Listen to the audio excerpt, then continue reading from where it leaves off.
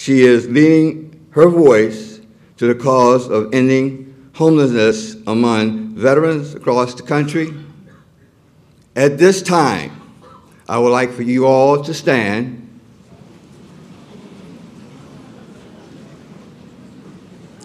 and give a warm welcome to the First Lady of the United States of America, Michelle Obama.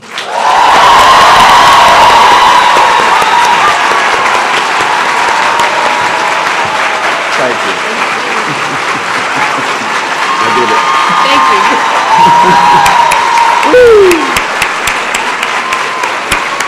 Yes, you did. Thank you. Thank you, everyone. Good afternoon. Thank you so much. Well, please rest yourselves. Good afternoon. Let us start by thanking Leon for sharing his story and for everything he's done for our country. We are so proud of men and women like Leon who are everywhere in this country. I also want to thank everyone from Friendship Place for lifting up so many veterans like Leon here in DC. I also want to recognize Nan Roman and everyone here at the National Alliance to End Homelessness for hosting us here at your annual conference. But most of all, I want to thank all of you, the leaders who are fighting every day to end homelessness in communities across this country. The work you are doing is so critically important. You are helping folks meet one of their most basic needs. You're making sure our communities reflect our shared values of compassion, empathy, and service. And you're doing the hard work to show that here in America, we take care of our own. Yeah.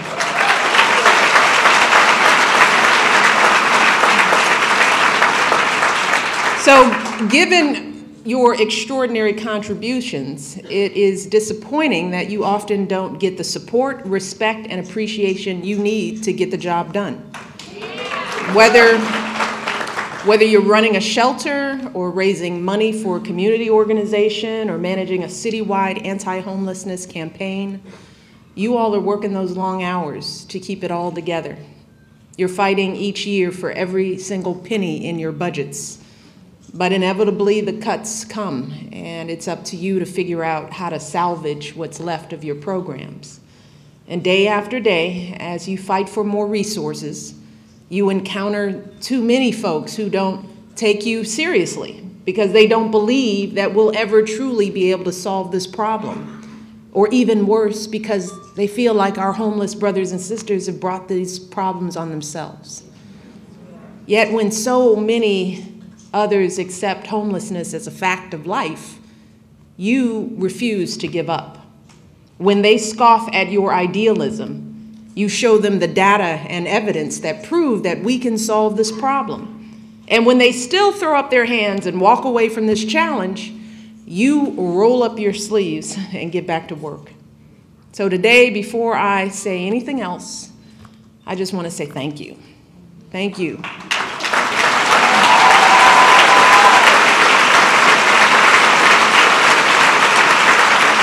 Thank you for taking that gay teenager whose parents kicked him out of the house. Thank you. Thank you for connecting that low-income family with resources that keep them from being evicted. And thank you for showing veterans like Leon that the country they serve still has their backs. And that's actually, yes, thank you. I don't know if you hear that enough. But it's veterans like Leon. That's actually what I'd like to focus my discussion with you today on. I'd like to talk about how we're serving our veterans in this country, particularly when it comes to the issue of homelessness.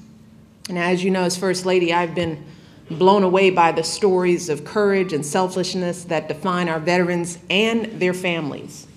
I have met wounded warriors who have lost legs to an IED and then fight through recovery to run marathons.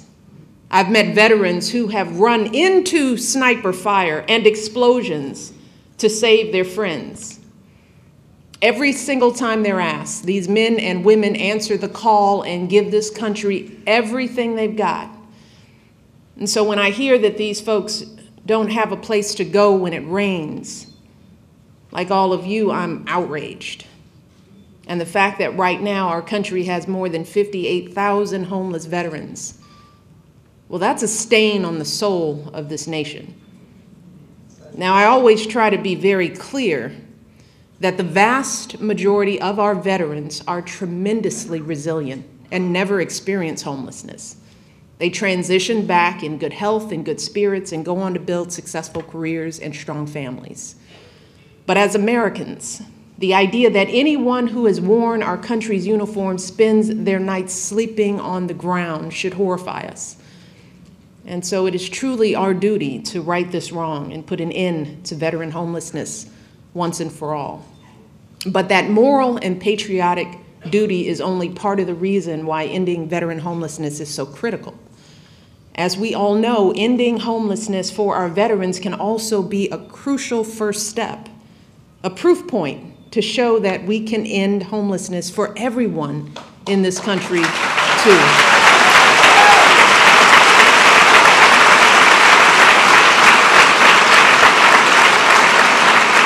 Because time and time again, we've seen how broader social change can be triggered by our military. In the 1940s, we started the school lunch program because too many of our young people were too malnourished to serve in the military when they were drafted. During the fight to end segregation, folks were arguing that if our troops could bleed together on the battlefield, well, then certainly they can sit next to each other at the movies or a lunch counter.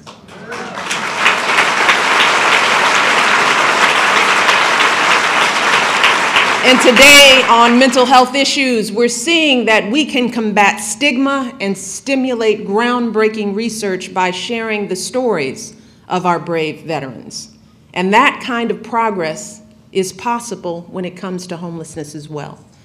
In fact, in Phoenix and Salt Lake City, they've already effectively ended chronic homelessness among their veterans. Yeah.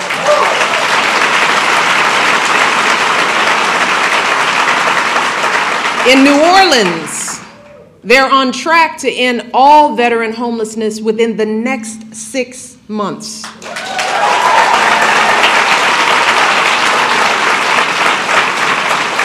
And as a nation, we've reduced veteran homelessness by 24% over the last 3 years under this administration.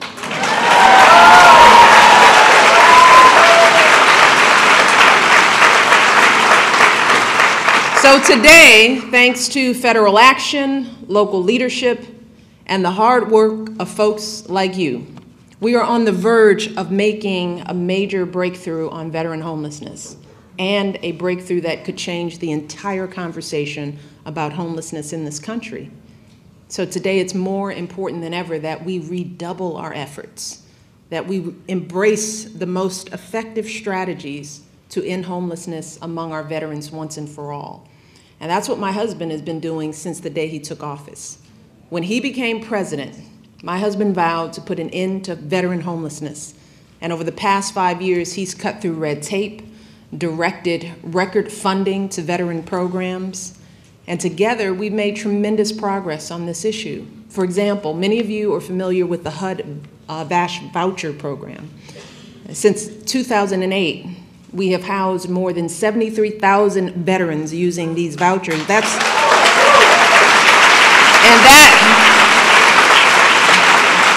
more than 40 times as many veterans as were housed since the program first began in the 90s.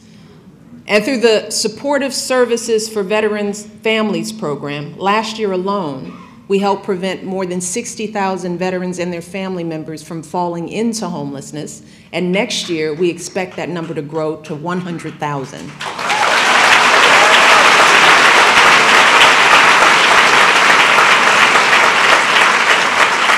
So we are seeing that with enough resources and the right strategies like housing first, rapid rehousing, we can make huge amounts of progress in a very short period of time.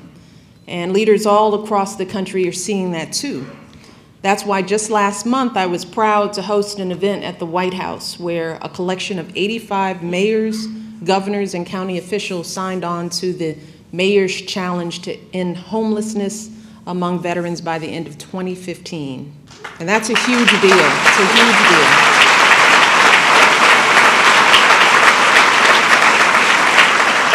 And today, I'm equally proud to announce that in the 8 weeks since that event, 97 more city, state, and county leaders have signed on to that challenge. That's a total of 182 communities, more than double our original number.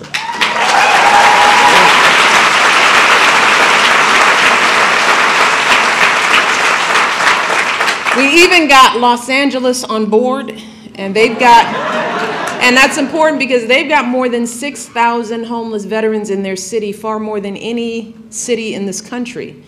But Mayor Garcetti in Los Angeles and leaders across the country are signing on to this pledge because they've seen the data and they know that they can create enough housing for every veteran. And if a veteran does fall into homelessness, they'll have systems in place to get those vets back into stable housing as quickly as possible. That's what it's going to take to end veteran homelessness. And that's what these 182 communities are committing to do by the end of 2015. But of course, I know, and these leaders know, and my husband knows, that we will never be able to reach that goal without all of you. Yeah. Yeah. We're counting on you because you all are the ones who know your communities inside and out. You know your veterans by name. You know their stories by heart. You know the donors, the congregations, the community groups that you need to get engaged. And perhaps most of all, you know the best ways to implement data-driven, cost-effective solutions that really work on the ground. For example, after Hurricane Katrina, Volunteers of America of Greater New Orleans realized that their focus on sobriety programming wasn't as effective as it could be. So they shifted their focus to getting veterans into permanent housing as quickly as possible. And in the last 3 years, they've already helped more than 400 veterans across the state of Louisiana. Yeah. Yes, indeed. Indeed. Nothing like a little competition. I like that. Now, down in Phoenix, United Methodist Outreach Ministries realized that providing short-term rental assistance for veterans was far more effective than placing them in temporary shelters. And over the past 5 years, using this strategy, they've helped about 300 veterans get back on their feet.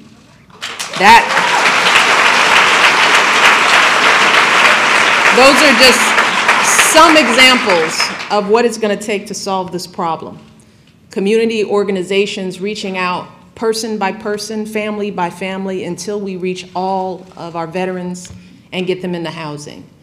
And I want you to know that this administration is going to be with you every step of the way as you implement those best practices.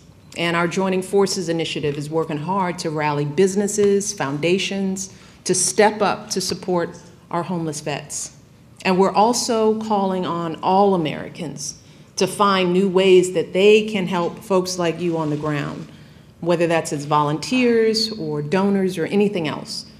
Because in the end, as you all know so well, this issue isn't just about data and budget proposals or long-term plans. In the end, ending veteran homelessness is about people. It's about connecting people to each other and to the resources they need. And over the past few months, I've had a number of veterans who experienced homelessness that I've met, men and women who served this country bravely, but struggled when they came home. One young woman named Jen couldn't shake memories from her time in Afghanistan and ended up living out of her car, abusing drugs, and unable to hold a job. An Iraq veteran named Jim was dealing with post-traumatic stress. He'd lose control of his emotions, and soon enough, he had to move out of his house and he had nowhere to go.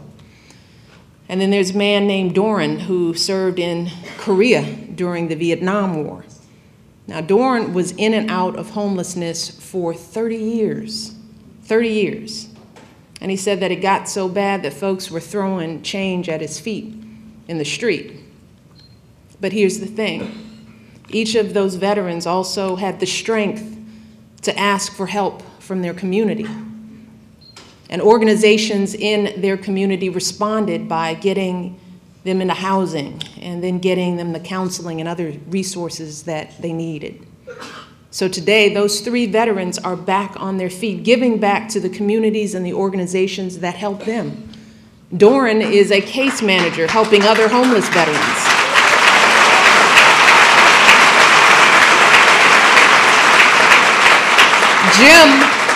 Jim manages a 48-bed veterans housing facility.